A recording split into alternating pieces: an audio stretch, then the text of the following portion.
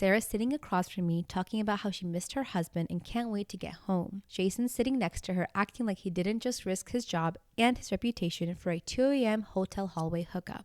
Buckle up, besties, because today's stories are wild. We've got baby-trapped accusations, missed graduations over Labubus, and someone who had to remind their man that my car doesn't mean our Uber. Welcome to another episode of With Love Lola. Let's get into it. Am I wrong for asking my future in-laws for money? My fiance's parents are loaded, old money loaded. They can afford what I'm asking, no problem. I make very good money at my job. I'm currently 27 and earn over $170,000 a year. Tim is a teacher. He doesn't make as much as me, but he has a trust fund, so he works sort of as a public service. It's big in his family. Recently, I had a weird conversation with him and his folks. They think after the wedding, I should quit working and be a stay-at-home mom. I thought they were joking and kind of laughed. They are perfectly serious. They think it's emasculating that I earn more than Tim. Oh God, why do they even know how much you make? Over the course of my career, I will earn much more than him, but his trust fund is low 7 figures. He could afford to pay me what I earn yearly, but he can't due to the stipulations of his trust. His mom, on the other hand, has lots of interest built up in her trust. So I offered a solution I thought was fair. They set up an unrecoverable trust for me. They must contribute my gross earnings yearly with bumps from anticipated raises and promotions. The deposits would be for the next 35 years. That was if I'm to be a stay-at-home mom. Tim is the breadwinner and I'm protected in the case of a divorce. They went f***ing nuts. Apparently, I'm ridiculous for thinking they will give me money. I offered a compromise. I signed a prenup where I'm entitled to half of Tim's trust fund in case of a divorce, or I give up my career. Also, not acceptable to them. I'm kind of at a loss. Do they honestly think I would give up my career with zero safety net? My mom says I'm being kind of rude putting everything in such stark monetary terms. I think I'm being reasonable. What do you think? I highly dislike when couples are getting married or whatever, and the spouses or soon-to-be spouses' parents chime in on what you should be doing with your life. No offense, you have no right to tell me I should quit my job to be a stay-at-home wife. Are you going to pay me then? Are you going to buy the luxury things that I like to buy and the finer things in life that I want to do? Like, people like to say stuff and then not back it up. It's like, okay, I sit home and do what? I have no kids. I'm going to get bored out of my mind. But then if I use my husband's money, I'm a gold digger. $170,000 is a lot of money. You can do a lot of cool, fun stuff with that because it's emasculating. Again, we cater to how people think of the man. He chose that kind of career because he didn't have to worry about money. Not everyone has that luxury, right? And then I feel like your husband should be stepping up and be like, guys, back up. Do not tell her that stuff. She wants to work. She's more than welcome to. I don't feel emasculated that she works. Why should you guys care? And you're right. If, God forbid, something happens, you're stuck. What? He cheats on you, walks away, or does something. What are you going to do? You don't have a job. You can't do anything. You have no safety net, like you said. Yeah, butting into your business, that is what appalls me. It's like, why are you even talking to me about this? Why do they know that you make more money than him? I would have been like, I'm so sorry, but that's between me and my husband. AB conversation, see your way out. Get out of here. Am I wrong for not calling my oldest daughter a princess? I, 37 male, have 3 daughters, ages 15, 6, and 5. We'll call my 15-year-old Taylor. I had Taylor with my college girlfriend. We broke up when Taylor was just a baby, under a year old. We co-parented well together. Now that Taylor is older, she comes here when she wants, but primarily stays with her mom since she's closer to her school and friends. I got married to my now wife 8 years ago. We have 2 daughters together. Taylor's always gotten along great with my wife and her little sisters. Me, my wife, and all 3 girls went to Disney World for a few days. Taylor has always been a huge Belle fan. First day at Disney, I had some work to do, so I got up early and got ready and went to the lobby while the girls got ready. When I went back up to my room, my youngest 2 were dressed in princess dresses and crowns, while my oldest had on a very, what I would call, Belle-themed outfit. When I saw the younger 2, I said, you 2 look just like a princess. My youngest asked, what about Taylor? Taylor in the last few years has been over the cute pet names. So I said, I think Taylor is a little too old to be a princess, but she's very pretty. Taylor said thanks, but sounded a little off.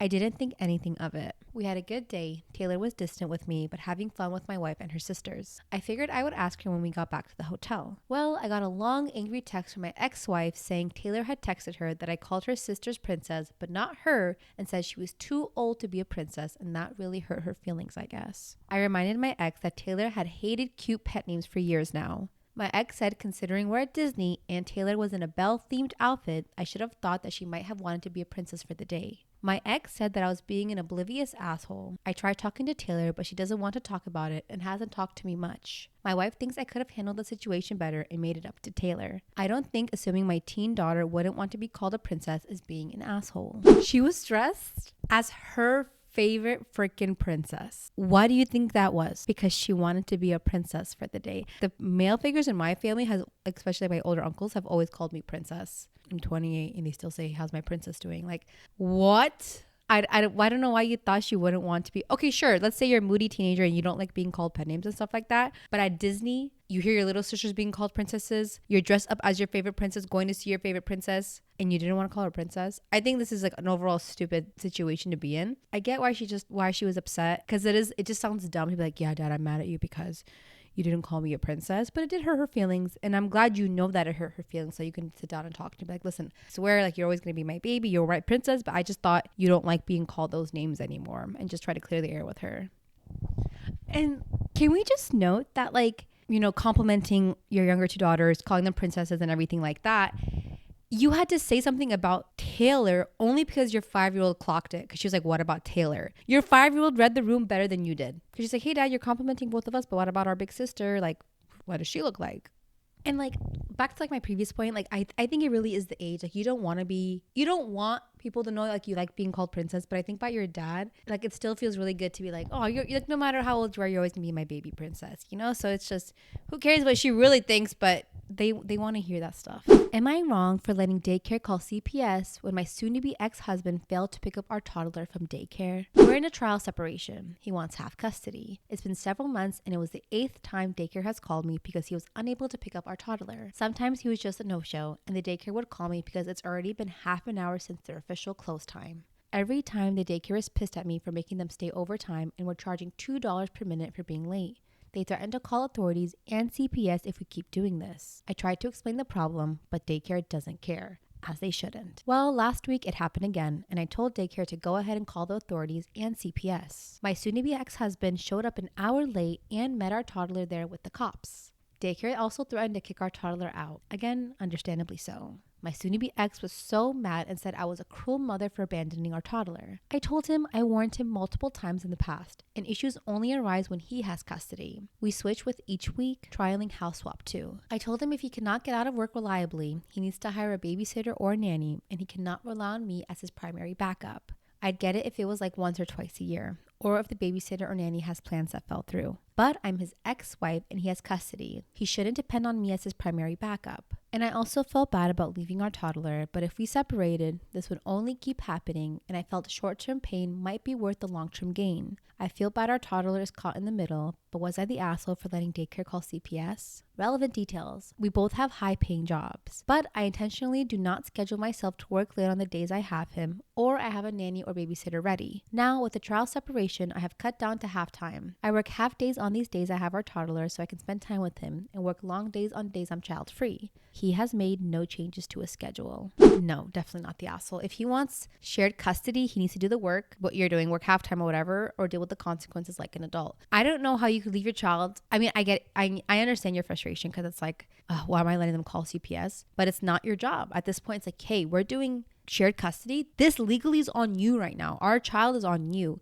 And how can you be late? I don't understand people who are late to pick up kids like that so many times, constantly. Being an hour late, okay, what is that? $2 a minute, $120 extra that you had to pay to pick up your kid late, inconveniencing other people who work there. Your child's just sitting there like, did my family forget about me? Why am I still here? And being met with the cops. You're not to blame at all. It's definitely your ex. He needs to step it up and feel the heat. This is what the future is going to be like unless he makes changes to his current schedule. I see this happen a lot. Okay, people somehow like all of a sudden like, I want to do 50-50, but they put in like 5% of the effort. When couples separate, I think that's when they truly realize how much one parent does over the other. And like, you don't get a gold star for saying, oh, I want to be a dad and I want to show up. You got to actually put the effort in instead of just saying, well, I tried to pick him up, but I was an hour late. Like, no, that doesn't count at all. Am I wrong for embarrassing my husband for saying I baby trapped him? To put it bluntly, me and my husband had a surprise baby while we were young. I was on long-term birth control at the time, implanted in my arm, and had to have it removed after he found out I was pregnant. Last week, we were out for dinner with friends, and he was making jokes and slipped in about how he thinks I baby trapped him. No reason for it. Nothing to back up this crazy accusation. Never mentioned it before, but I guess drunk words are sober thoughts. Our friends obviously looked a bit shocked and uncomfortable, especially when they saw my face. I asked my husband what the heck he was on about, and he was saying how it was weird that we've been sleeping together for 4 years and then I randomly got pregnant. I responded by asking him a flurry of questions like, oh, did I baby trap you for money? He and his family were broke. Mine is well off. And did I baby trap you for your house? We lived in one of my parents' properties at the time. Did I baby trap you for your cars? He didn't have a license at that point. He didn't respond, and then our friends changed the subject. He's been giving me basically the silent treatment ever since. Only one word answers, and only when I speak to him. By the way, since having our first, we've been married for 3 years, bought a house with my deposit, and had 2 more children. This completely caught me by surprise, but he really seems quite upset by this. I know it was cruel to embarrass him, but a common phrase in my area is, don't dish it out if you can't take it. So, am I the asshole? She has a quick edit. We are 25, have been together for 10 years and married for 3. We had our first when we were 19. Our relationship has been happy and healthy. I absolutely adore our family of 5. Plus 2 fur babies, and we have supported each other through major life events over the past decade. The friends we are with are relatively new ones and are obviously not going to know about our first child's surprise conception. I am 100% sure my husband doesn't genuinely think I baby trapped him. I think it was just a very poor joke where I was the punchline and I opened my mouth before I had time to think. I have apologized for embarrassing him with my response, and he has of course apologized for his inappropriate joke and has clarified to our friends. Thank you for your opinions, tips, and advice. It helped give some clarity and outside insight before having a proper discussion with him about the incident. If I'm listening to this, it sounds like he baby trapped you, to be honest. He got a house, he got a family, he got a glow up, and he wants to play victim. I agree with your thought that actions or sober thoughts, whatever, it definitely has possessed him. Like he's probably thought about it before, but I think he should have talked about it to you if this was truly a concern of his, like what happened. Or if you're already happily married with 3 kids down the line, like he should have just suppressed it and like not even thought that this was something that could have happened between you two. And for it to come out in front of your friends, I do think it's wrong. This conversation shouldn't have happened, right? And then like, especially if you knew he was in like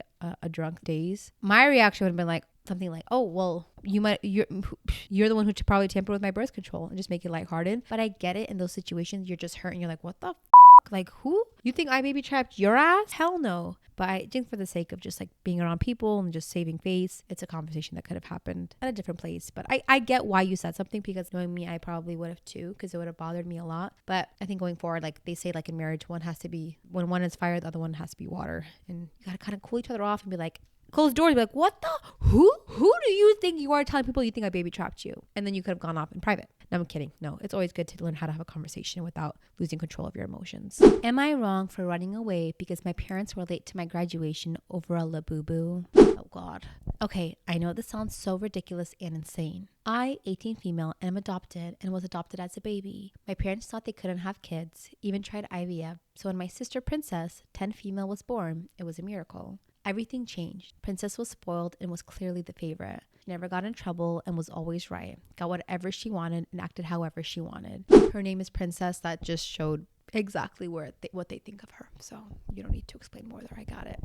My parents didn't treat me badly though, but if I got 1 toy, Princess got 5. It sucked. I was jealous and I got in trouble for it. Princess got worse around age 6 when she realized how much she could get away with. She broke my things, hurt others, stole, and hated when anyone else had attention. I became a target. Luckily, I had friends, school, and relatives for support through, so it wasn't the worst. I did great in school and joined clubs and sports just to stay out of the house. During summer, I worked or interned just to avoid her. Now I have a car and a boyfriend since sophomore year. I stay with him a lot and his family loves me, so I'm barely home. Maybe 24 hours at most weekly. My parents didn't care and this was my normal, so I stopped caring too. Anyway, graduation was last month, one of the very few things I asked my parents to come to.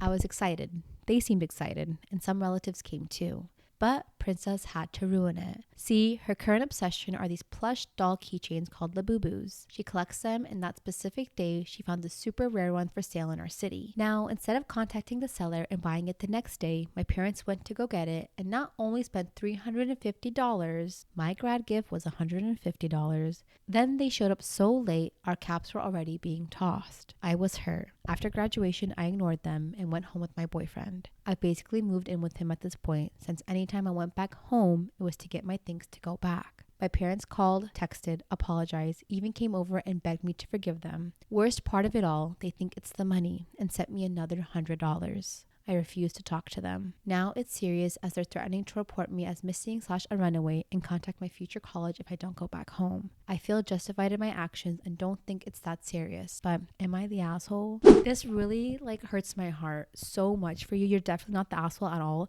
And the fact that they're just coming to you and thinking it's monetary reasons, they're just truly oblivious to how you're feeling. And I think that's one of the most frustrating things about this all. It's you guys don't even understand why I'm upset. You guys missed my graduation completely so that my little sister could have a stupid Labubu that you spent $350 on. A good parent, a fair parent would have been like, hey, it's your sister's graduation. We can't do this today. This needs to happen another day. But you didn't care. You prioritized the younger child over the older one. And she feels that. She's felt it for however long she's been born. Especially if she's adopted, right? If you have a child, you adopt a child because you can't have kids, and then you do have a child. You have to go out of your way to make sure you treat those children the same.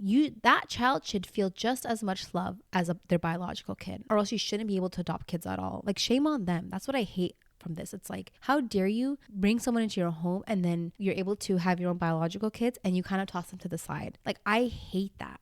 I'm telling you, the fact that they named her princess just really screamed how they were going to be. I mean, the only thing I would recommend, right? And I don't know if this would work or not, is seriously having a sit down conversation with them and explain to them your thoughts and feelings. And this can go one of two ways. You can sit there, pour your heart out and explain to them how you've been feeling, right? That you're being neglected and that you feel that you're not loved enough because you're not their biological kid. And they really digest that information and change their actions, or it falls upon deaf ears and they try to gaslight you into things no, you're just overthinking it, you're overreacting it, and you get your feelings hurt. Worth a shot? Up to you. Do they care for you? Of course. I do think for sure that they care for you. I would have the conversation, but I know if you're scared to be hurt even more, you kind of resist it. No, why would I put myself in that situation? But yeah. And the fact that your little sister is being a little bee, no, I would have went beat the shit out of her too. You can't talk to me like that. Who do you think you are? Am I wrong for telling my boyfriend he can't use my car anymore to take his kids to school every day? I, 30 female, am starting to get frustrated with my boyfriend, 36 male, for not taking accountability for his own problems. He had a vehicle that he used to drive, but beat it into the ground and never gave the vehicle any TLC until we started dating 4 years ago. What's TLC? Tender love and care, guys. He drove it with an expired inspection sticker, 3 years expired, and he got pulled over and an officer told him the next time he would get a ticket. The car sat for an entire year until we moved to a new apartment, and the car continued to sit for another year until my landlord confronted me that it needed to be removed from the property due to no use, and it was difficult to start and move during the winter snowfall for plowing. My boyfriend got upset because it's his vehicle. He can have it there. Where does it say in the lease that he can't have it here? After a couple of months, my landlord brought it up again that he wouldn't re-sign a lease with us if the car wasn't removed. So in January, after my last warning from the landlord, I went and bought a new battery for the car, installed it myself, got a storage unit, had it towed to said storage unit, and told my boyfriend he needed to figure out what to do with it. 7 months later, the car still sits in the storage unit, which I'm paying $200 a month for.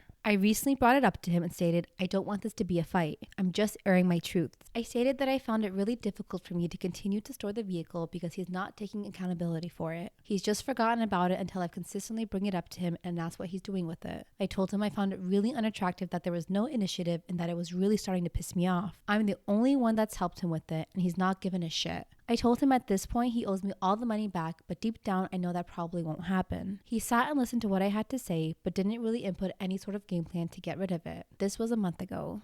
Today I sit here getting the bank notification that $200 was taken out for the storage unit again, and he's given zero effort to figuring it out. He uses my car for whatever he needs, including when his kids were in school, he would drive my car every day to bring them. I really don't have a problem with that, but I'm starting to feel used. He puts gas in the car but treats it like it's our vehicle. I paid my car off, which was a huge accomplishment for me. But there's a small anxious part of me that worries that if he's driving it and gets into an accident, I'm sort of out of luck. I haven't had the conversation with him yet. I know it's going to be a hard one, but it's the only way I feel like I can stand my ground at this point. I know his kids may be a little disappointed that they can't see their dad every day, but I feel that I can't continue to keep allowing him to use it like he wants. And I also think I'm just going to have his car towed to his mother's house so they can deal with it. All I've done is put effort into this car. I put in the spark plugs, new alternator, and the new battery to get it to start, all by myself and YouTube. The car isn't inspectable and needs a lot of work that I know he won't put into it. And I barely got a thank you. Yes, he has a job. I take him to work every day and pick him up at the end of his shift. He has a good job but saving money. Most of you have said that he doesn't respect me, and yes, I do see that and have for a while. I know that I'm just letting him walk all over me, and that's why I talked to him last month about it and told him I needed him to figure it out. So if you know this, you're focusing on the car like he needs to fix the car, get rid of the car, you need to get rid of him. Okay, like you're doing all this work for him. He's 100% taking advantage of you. What motivation does he have to do anything with that car when 1, you're paying for it, fixing it up, 2, paying for the storage fee, 3, giving him access to another vehicle? Don't take away access to just picking up his kids. Take complete access away from him from your car completely. You cannot drive my car. Go get your own car. I just don't like in this at all. You don't say anything about getting rid of him. Like, hey, do I need to leave this man because he's a lazy bum and won't do anything, just sits and lets me do all the heavy work? Or do I just take the car away from him so that he doesn't pick up his kids? Get out of here. He needs to leave. You go and you tell him, like, if you really want to be with this man, which I don't understand why, you tell him, hey, this is the last month I'm paying for the car. Whatever happens to it after, not my fault. You don't renew the lease with him. You have a grown man here who wants to be taken care of and won't do what he has to do for himself. And then he blames you for the problems he brought upon himself. I need to know, why are you with him?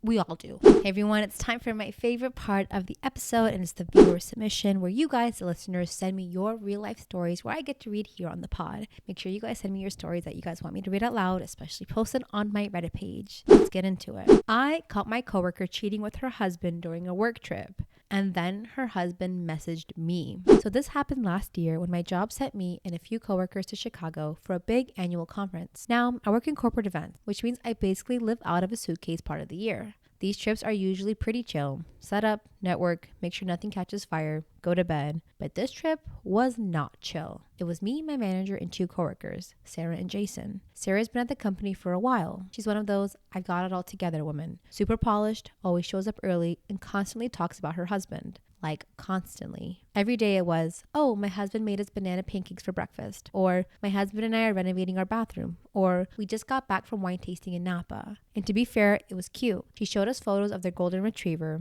They looked like one of those Pinterest perfect couples, like if Crate and Barrel had a reality show. Jason was newer, quiet, kind of awkward, but really helpful. He stayed late, always volunteered to run errands, the kind of guy you barely notice, until you do. Anyway, we get to Chicago and everything's fine the first day. Long meetings, tired feet, group dinner, the usual. That night, we all went out to a steakhouse as a team. We're sitting in one of those half-booth setups, and I noticed Sarah and Jason are sharing one side. Kind of odd, since we usually split by seniority or who we're closer to. But whatever. Then I started noticing the vibe. She's leaning into him, laughing just a little too hard. She kept playfully hitting his arm when he said something funny, which, to be clear, it wasn't. He's not that funny. And when dessert came, they accidentally shared it. I'm sitting there like, am I the only one clocking this? But I kept my mouth shut. We head back to the hotel after dinner. It's around 10 p.m. I go up to my room, kick off my heels, throw on sweats, and crash. Then around midnight, I realized that I left my charger in the prep room we were using at the hotel. Annoyed, but whatever.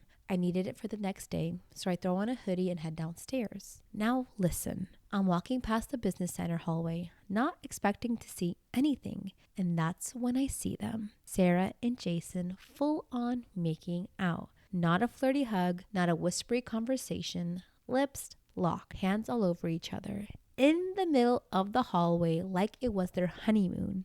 I froze, like full-on deer in headlights. They didn't see me, thank God, and I dipped out so fast I almost forgot my charger again. The next morning, I'm sipping my coffee at the hotel breakfast, acting like nothing happened. But inside, I'm screaming. Sarah's sitting across from me, talking about how she missed her husband and can't wait to get home. Jason's sitting next to her, acting like he didn't just risk his job and his reputation for a 2 a.m. hotel hallway hookup. So now I'm like, do I say something? Do I confront them? But realistically, it's not my business. I kept it to myself. Now, here's where the plot thickens. A couple weeks after we got back, Sarah posts a baby announcement on Instagram. Oh, shit. Like ultrasound photo on the fridge captioned, "We can't wait to meet you." And she tags her husband. Everyone's congratulating her. My jaw still on the floor because the math was mathing.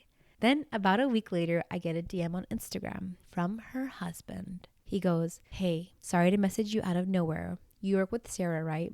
Did anything weird happen during the Chicago trip? She's been really distant lately and I just don't know what's going on. I sat with the message for hours. I didn't reply. Not because I didn't want to, but because I didn't know what to say. But apparently I didn't need to say anything. A week later, Sarah is suddenly on leave. No explanation, just gone. Jason puts in his 2-week notice, also without explanation. Then corporate sends out this mass email with a new HR policy update. Professional conduct while traveling for business. Real subtle. To this day, I don't know what her husband figured out, but I know what I saw. And I'm still not over the fact that I unintentionally might have been the reason it was all unraveled. What? We don't get to know what happened. Is it his baby? Whose baby is it? You left us on a cliffhanger? What the heck? Damn. That's why I say work trips are dangerous. This is where a majority of people cheat. It's stupid, but it happens all the time. I have seen it with my own eyes. People who are like I've gone on like golf trips for work. And like the first time I ever went, I didn't know like there's girls who like drive around on like to like get drinks and stuff to people. These men, full on married ass men and women were there too. These men would flirt so hard with these girls who would have the drinks. And then I remember who were like, I've never golfed before, so everyone hated me because I would just swing. I just like, let me drive the golf cart. This is really fun. Okay, I had like some big shots who were like in my group. And it was a guy and a girl. And she was like, they're both married. They're both like in their mid to late 50s. And she was like, can I sit on your lap? It's like way more comfortable here. And so we drive around the car. I would drive around and she'd be sitting on his lap in the back. I'm like, this is so awkward. This is weird. What is wrong with you? And they have a whole happy family back home. And I'm like, does it make you happy to do this kind of stuff? I don't understand. It's just unfortunate. Well, that was a roller coaster. Are they villains or just misunderstood? You tell me. Drop your hottest take in the comments and don't forget to like, subscribe, and hit that bell so you never miss a messy moment. Until next time, keep it real, keep it kind, or at least entertaining. With love, Lola. Bye.